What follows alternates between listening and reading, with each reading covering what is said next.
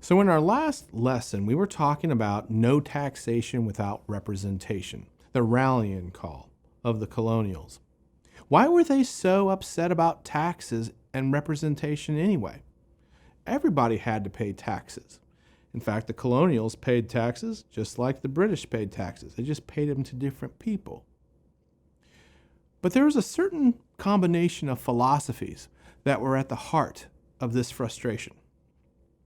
The first philosophy had to do with what was called British common law.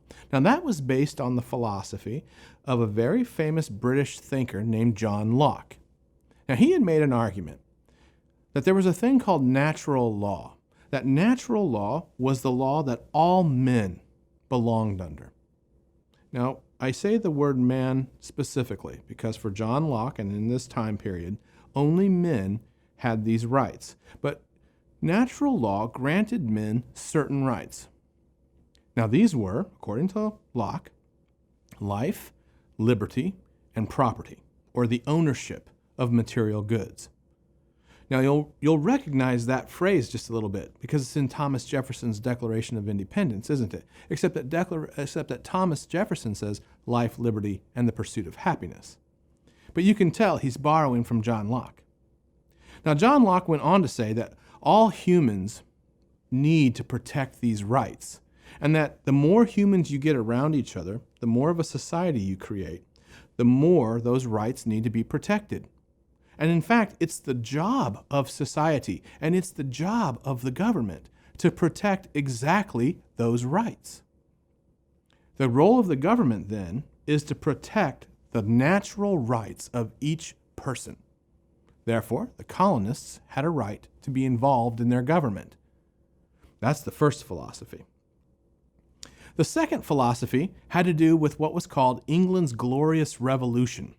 Now, the Glorious Revolution had happened in a previous century, and it had included a thing called the Bill of Rights. Now, you might recognize the term Bill of Rights because the United States Constitution includes a Bill of Rights. In the Glorious Revolution, there was a Bill of Rights as well, and this was passed in December of 1689. The Bill of Rights was very specific. It put limits on the king, on the monarchy. The limits included that there would always be a parliament, and that the parliament had the role of collecting and deciding taxes. Another limit was that there was going to be free and frequent elections for that parliament. And then the third right was that if you were in parliament, you could say anything. Freedom of speech belonged in parliament. You could even say something against the king. And this was important. That was the English Bill of Rights. So essentially, British colonists thought that the Bill of Rights applied to them as well. They were not governed arbitrarily by some despotic king, but they were governed by an elected parliament that met frequently and represented them, except that they didn't have anyone in parliament. Other European nations had kings, but they didn't have parliaments, and so they didn't have a control on the king. Especially Spain and France, two Catholic nations that had kings but no parliament. And thus it was kind of a point of pride that the English had a parliament, or that the colonists had a legislative assembly.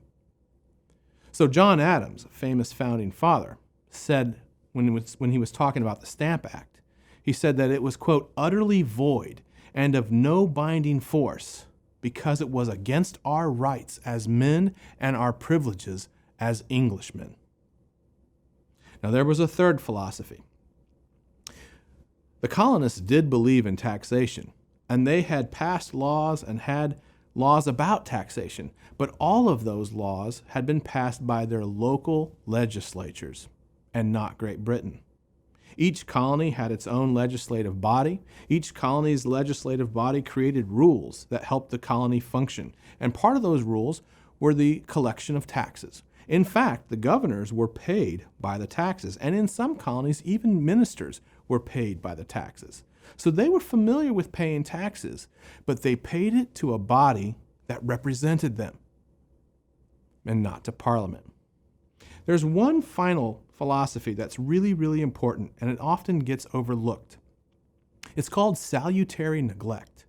Now, the word salutary means beneficial. So this is the kind of neglect that is actually beneficial.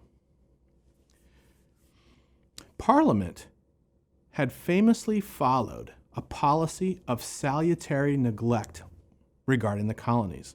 They had purposefully neglected the colonies.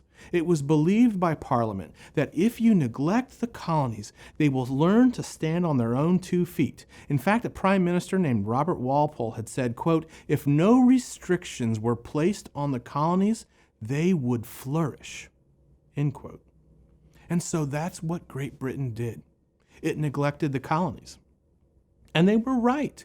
The colonies flourished. For 150 years they flourished. For 150 years they created their own laws and their own governing bodies and created their own taxes and did not lean on Britain, but instead just kept on trading, creating raw materials and buying finished materials. The system worked perfectly. And then 150 years later, when Parliament comes calling in the 1760s, they found that the colonies preferred neglect. My main point in this lesson was to show that the colonists had very good reasons for not wanting taxes from Parliament. The taxes were a violation of common law. They were a violation of the British Bill of Rights. They were a violation of their rights as Englishmen, and it was a violation of neglect.